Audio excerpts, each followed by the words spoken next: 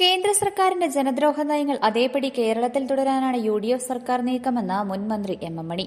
Idukki live വാർത്തകൾ നിങ്ങൾക്കായി അവതരിപ്പിക്കുന്നത്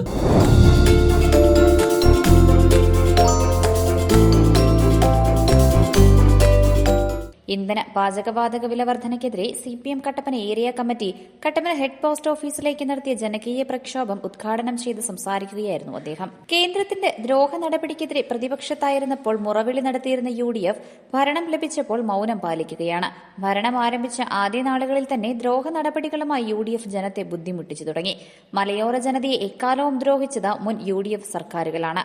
കുടിയിറക്കലുകൾ നടത്തിയും ജനവിരുദ്ധ നിയമങ്ങൾ അടിച്ചേൽപ്പിച്ചും ദ്രോഹിച്ചു. പെട്രോളിയം ഉൽപ്പന്നങ്ങളുടെ വിലവർധനയ്ക്കെതിരെ സമരം ശക്തമാക്കുമെന്നും എം മണി പറഞ്ഞു.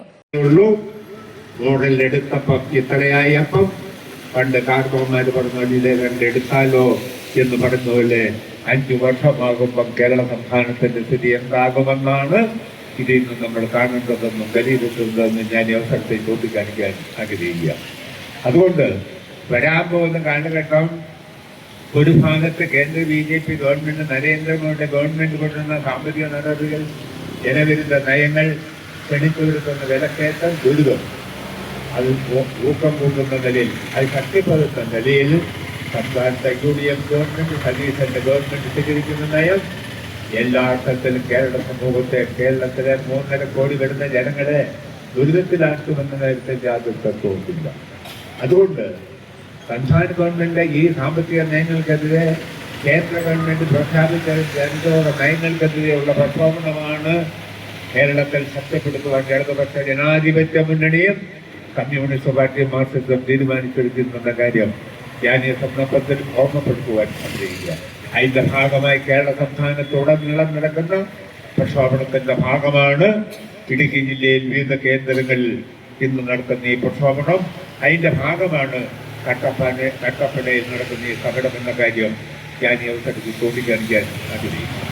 അതുകൊണ്ട് നമുക്കറിയാം, കഴിഞ്ഞ 10 വർഷം കേരള സംസ്ഥാനത്ത് വരുത്ത ഇടതുപക്ഷ ജനാധിപത്യ മുന്നണിയുടെ ഗവൺമെന്റ്, പിണറായി വിജയൻ നയിച്ച ഗവൺമെന്റ് ജനക്ഷേമ പരിപാടികളാണ് നടപ്പിലാക്കിയത്. 62 ലക്ഷം പേർക്ക് 2000 രൂപ വെച്ച് പെൻഷൻ നൽകിയ, സ്ത്രീകൾക്ക് 1000 രൂപ വെച്ച് സാമ്പത്തിക നയം പ്രഖ്യാപിച്ച, രാജ്യത്തെ പൊതുവിതരണം ശക്തിപ്പെടുത്തിക്കൊണ്ട് മാവേലി സ്റ്റോറുകളുടെ പ്രവർത്തനം കാര്യക്ഷമമാക്കിക്കൊണ്ട് കമ്പോളത്തിൽ ഇടപെട്ട് പരമാവധി വിലക്കയറ്റത്തിന്റെ കെടുതിയിൽ നിന്ന് ജനങ്ങൾക്ക് ആശ്വാസം പകർന്ന എന്തുകൊണ്ട് ക്ഷേമ പ്രവർത്തനങ്ങൾ നടത്തിയ ഗവൺമെന്റ് ആയിരുന്നു LDFന്റെ ഗവൺമെന്റ് എന്ന കാര്യം ഞാൻ ഈ സന്ദർഭത്തിൽ ചൂണ്ടിക്കാണിക്കാൻ ആഗ്രഹിക്കുക. ഇപ്പോ ഈ കഴിഞ്ഞ തെരഞ്ഞെടുപ്പിൽ അധികാരത്തിൽ UDF LDF ഗവൺമെന്റ് നടപ്പിലാക്കുന്ന ക്ഷേമ പ്രവർത്തനങ്ങളെല്ലാം അട്ടിമറിച്ചുകൊണ്ട് അങ്ങേറ്റത്തെ ജനദ്രോഹ നയങ്ങളാണ് നടപ്പിലാക്കാൻ ശ്രമിക്കുന്നത്. നമുക്കറിയാം, UDF അധികാരത്തിൽ വരുമ്പോൾ എന്നും മലയോര കൃഷിക്കാരുടെ അവകാശങ്ങൾക്ക് ക്ഷണിക്കുകയും അതിന് തുടക്കം വയ്ക്കുകയും ചെയ്ത പാരമ്പര്യമാണ്, മലയോര കൃഷിക്കാരെ കുടിയൊഴിപ്പിച്ച പാരമ്പര്യമാണ് കോൺഗ്രസിന്റെ ഗവൺമെന്റുകൾക്ക് എന്നും എക്കാലവും ഉള്ളതെന്ന കാര്യം ഞാൻ ഈ സന്ദർഭത്തിൽ ഓർമ്മപ്പെടുത്തുവാൻ ആഗ്രഹിക്കുക. ഏരിയ കമ്മിറ്റി അംഗം ടോമി ജോർജ് അധ്യക്ഷനായി. ജില്ലാ സെക്രട്ടേറിയറ്റ് അംഗം KS മോഹനൻ, ജില്ലാ കമ്മിറ്റി അംഗം VR Saji, area secretary Mathew George, area committee അംഗങ്ങളായ MC Biju, PB Shaji, KP Sumod, Joy George, SS Palraj, KN Binu, KN Vineesh Kumar, KP Saji, Lijobi baby തുടങ്ങിയവർ സംസാരിച്ചു. കുന്തളംപാറ റോഡിൽ നിന്ന് ആരംഭിച്ച പ്രകടനത്തിൽ നിരവധി പേർ അണിനിരന്നു. Idukki live news Kattappana. Idukki live വാർത്തകൾ നിങ്ങൾക്കായി അവതരിപ്പിക്കുന്നത് പട്ടാളം. ഇത് നമ്മുടെ നിർഗുണം ചേട്ടനല്ലേ? നിർഗുണം ചേട്ടാ, നിർഗുണം ചേട്ടോ, ചേട്ടോ, ചേട്ടാ, ഇയാള് തന്നെ മിണ്ടാത്ത ചേട്ടോ, ചേട്ടോ. യോ, ഇനി ചത്തു കുത്തിയിരിക്കുന്നത് വല്ലതും ആണോ? ദൈവമേ, യോ.